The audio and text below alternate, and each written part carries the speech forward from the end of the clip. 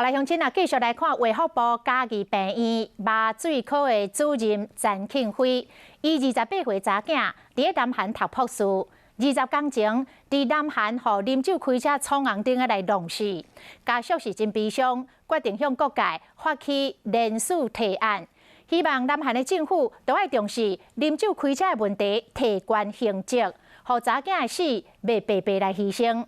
这个联署案短无到3天，都超过3万多人来加入，但是都爱20万人以上才有机会，互南韩的政府来回应。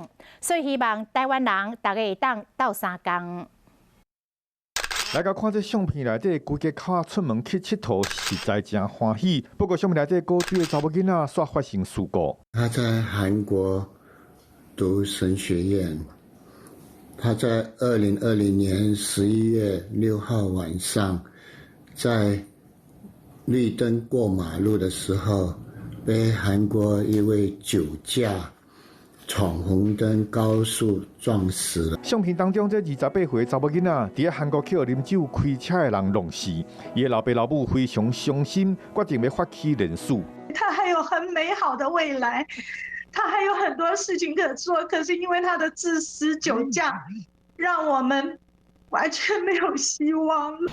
那除了向韩国政府希望能够联署增加刑责之外，那我也希望在我们台湾也要提醒大家，在年节到了、尾牙接近又快来的时候，千万不要再酒醉。咱来到韩国政府的网站，都会当看到这个联署案。一般的民众确认身份了后，就会当投票来联署。短较无几天啊，联署的人就超过34000人。